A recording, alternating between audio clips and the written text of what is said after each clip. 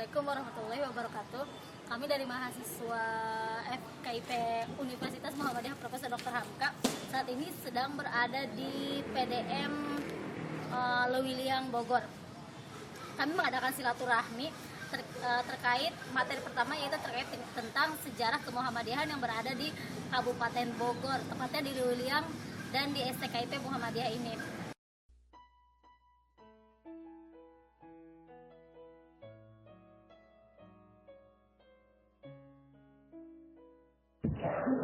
Sejarah pimpinan daerah Muhammadiyah di Kabupaten Bogor. Menurut Ketua Pimpinan Daerah Muhammadiyah di Kabupaten Bogor pada periode 2000 sampai 2005, Kiai Haji Ahadang Komarudin mengatakan bahwa kedatangan Muhammadiyah dalam arti pemahaman keagamannya ke wilayah Bogor sudah dirintis sejak tahun 1925-an, di mana peresmian berdirinya pimpinan Muhammadiyah di Bogor dimulai di Kecamatan Jasinga pada tahun 1926 dengan status pimpinan ranting dari cabang Batavia. Berdirinya pimpinan ranting Muhammadiyah di Jasinga kemudian diikuti pula dengan kelahiran ranting Muhammadiyah Lewiliang yang berdiri secara resmi melalui surat ketetapan pimpinan pusat Muhammadiyah nomor 168 tanggal 15 Agustus 1948 dengan susunan pengurus Ketua Muhammad Nur, sekretarisnya Aceh Tabrani, sebagian pengajaran Asep Mujtaba. Kiai Asep Mujtaba adalah warga Jasinga yang mendapat pasangan hidup yang berasal dari Lewiliang. Diperkirakan pendirian Muhammadiyah itu di Jasinga pun adalah Kiai Asep Mujtaba sendiri. Mengingat latar belakang pergaulan yang cukup luas, selain sebagai aktivis Muhammadiyah, ia juga pernah menjabat sebagai Wedana Jasinga dan sempat menimba ilmu pengetahuan di Al-Irsyad Jakarta, yang gerakannya memiliki beberapa kesamaan dengan gerakan Muhammadiyah, sehingga pada waktu itu menambah luas spektrum pergaulan.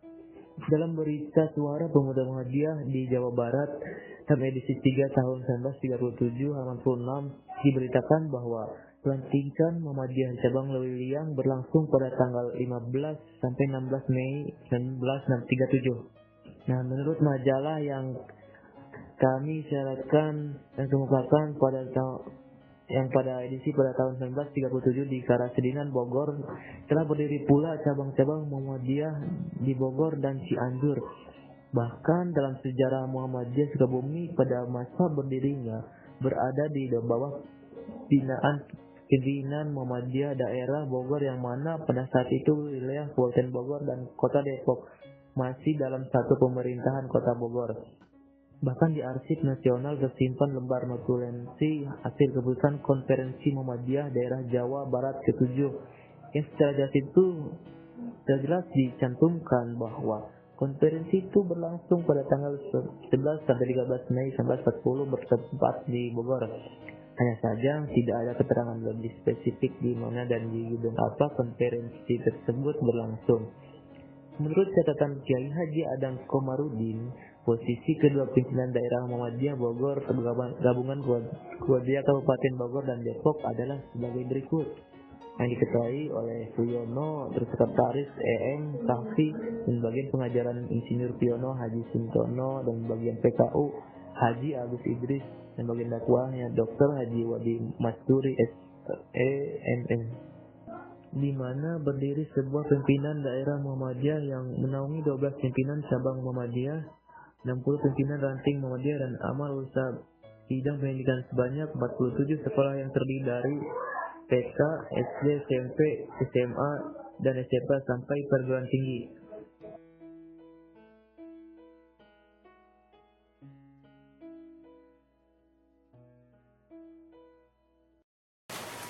Kita mau menuju ke Ciares. Tapi sayang, cuacanya hujan ya. Hujannya deras sekali ya. Tapi kita enak nih. Di sini lega. Boy, ada TV kecilnya, Boy. Asik. Tuh lihat tuh videonya tuh. Ada TV-nya, Bro. Ayo rokok nih. Ya, rokok gua ditas lagi.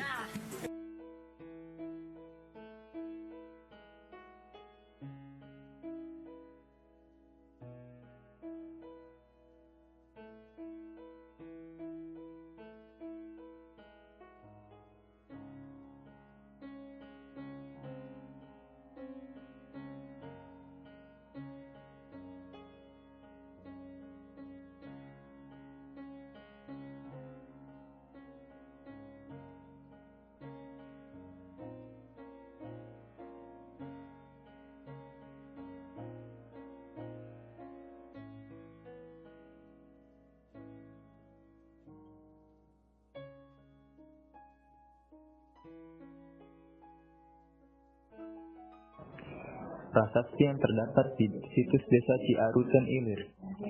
Prasasti Ciaruten berasal dari zaman pemerintahan Raja Purnawarman yang merupakan batu peringatan adanya suatu kerajaan yang berasal dari masa Tarumanegara.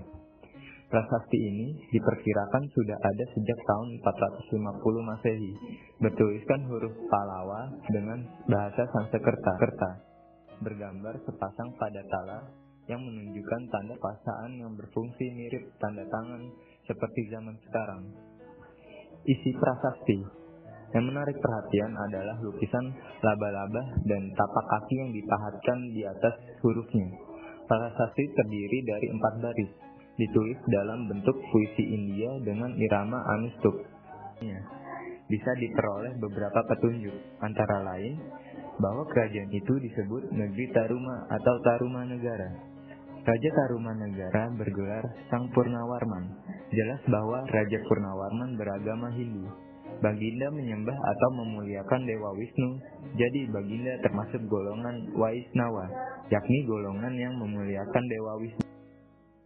Yang kedua, Prasasti Muara Cianten. Terletak di tepi Cisadane dekat Muara Cianten yang dahulu dikenal dengan sebutan Prasasti Pasir Muara, karena memang masuk ke wilayah Kampung Pasir Muara. Isi prasasti. Prasasti Muara Cianten dituliskan dengan huruf ikal dan belum dapat dibaca, maka belum diketahui dengan pasti apa isi prasasti ini. Yang ketiga, Prasasti Kebun Kopi 1. Ditemukan di Kampung Muara pada abad ke-19 ketika dilakukan penebangan hutan untuk lahan perkebunan kopi.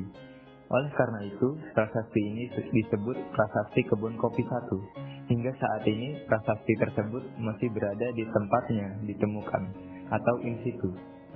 Isi prasasti ditulis dalam bentuk puisi anustup dengan huruf yang lebih kecil bentuknya jika dibandingkan dengan prasasti Purnawarman yang lain. Tulisan dalam prasasti ini adalah Jaya Visal Lasya Taruma Ndrasya Hastina Airavata Basya Sirhatidam Padat Sayam, yang artinya di sini nampak sepasang telapak kaki yang seperti Airavata, gajah penguasa Taruma yang agung dalam dan kejayaan. Pada tulisan tersebut terdapat kata Airavata, yang menurut mitologi Hindu, Airavata adalah nama gajah tunggangan Batara Indra yang merupakan dewa perang dan penguasa guntur. Jika dilihat dari terjemahannya, ada beberapa kata yang tidak bisa diterjemahkan. Hal ini dikarenakan isi prasasti tersebut yang mulai rusak disebabkan oleh beberapa faktor, sehingga tulisan tidak terlihat dengan jelas.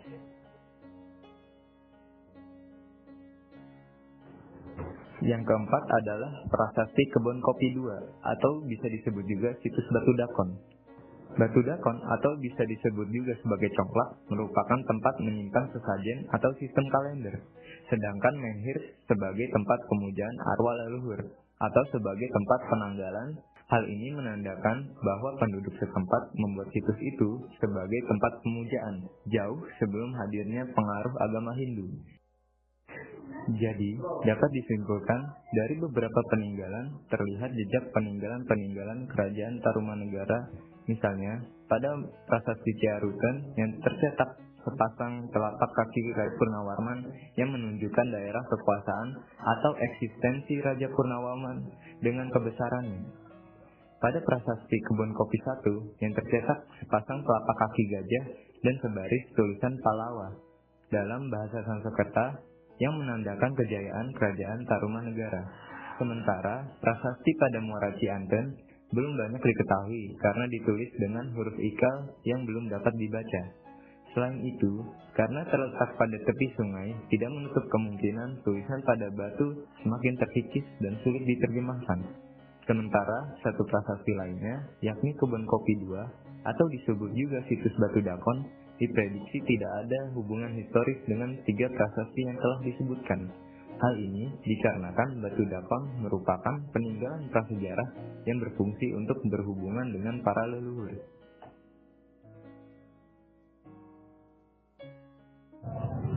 Dampak keberadaan situs terhadap kehidupan sosial ekonomi masyarakat desa Ciaruten. Kondisi geografis desa Ciaretan. Desa Ciaretan terletak di Kecamatan Cibubulang, Kabupaten Bogor, Provinsi Jawa Barat. Batas wilayah Desa Ciaretan adalah sebagai berikut. Sebelah timur berbatasan dengan Kecamatan Ciampea. Sebelah barat berbatasan dengan Desa Cijungjung. Sebelah selatan berbatasan dengan Desa Lewulang. Sebelah utara berbatasan dengan Kecamatan Sosial dan Ekonomi Masyarakat Desa Ciaretan. Penduduk Desa Ciaretan mayoritas memiliki mata pencaharian di bidang pertanian. Desa ini luasnya 150 hektar. Lahan ini digunakan untuk pertanian. Jumlah penduduk Desa Ciaretan Ilir adalah sebesar 570 jiwa, meliputi 142 kepala keluarga dengan mata pencaharian sebagai petani. Desa Ciaretan, tingkat pendidikan masyarakat Desa Ciaretan tergolong rendah dengan jenjang pendidikan tidak tamat SMA sederajat. Berdasarkan wawancara dengan Bapak Karta, ada beberapa faktor yang mempengaruhi rendahnya pendidikan di sana, yaitu 1. Minat dan daya juang remaja dalam masih pendidikan rendah. 2. Kurangnya sarana pendidikan yang disediakan oleh pemerintah. Hanya ada 1 SD negeri tanpa SMP dan SMA. Jarak SD maupun SMP dari komunitas warga berjarak lebih dari 20 km. 3. Pendapatan rata-rata masyarakat di sana Rp300.000 per bulan. Kondisi ekonomi yang hanya sebagai petani penggarap tidak cukup memenuhi kebutuhan biaya pendidikan. Rendahnya tingkat pendidikan berpengaruh pada banyak hal, diantaranya pemahaman tentang pentingnya situs dan cara pengolahannya. Hal ini tampak pada ketidakpedulian masyarakat terhadap situs. Dampak situs terhadap ekonomi masyarakat Desa Ciaretan. Berdasarkan hasil observasi dan wawancara kelompok kami, di tempat fakta bahwa situs memberikan dampak positif, yakni adanya warung makan menjual nasi, ikan, daging, dan sayuran. Banyak wisatawan yang mengunjungi rumah makan yang terdapat di sekitar situs tersebut. Masyarakat memiliki sumber pendapatan baru. Kontribusi masyarakat terhadap situs.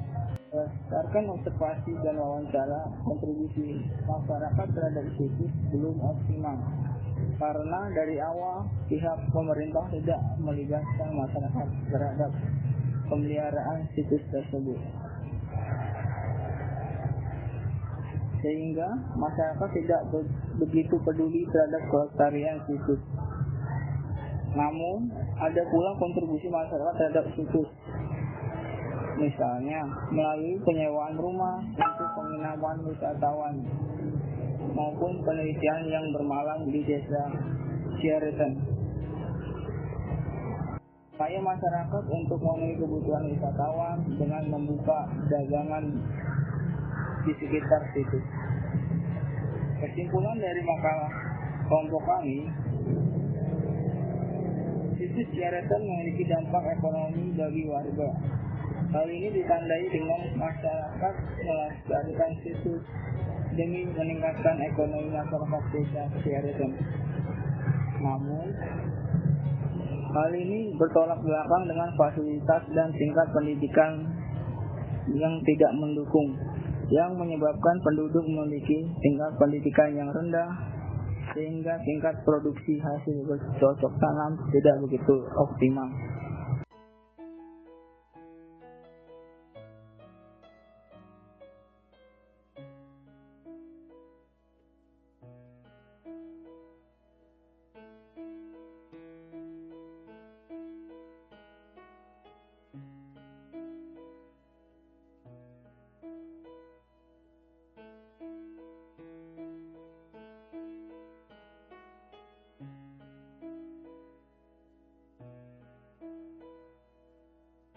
Istana Bogor yang pada masa Hindia Belanda bernama Buitenzoek awalnya dibangun untuk tempat peristirahatan dan persinggahan para pegawai Belanda.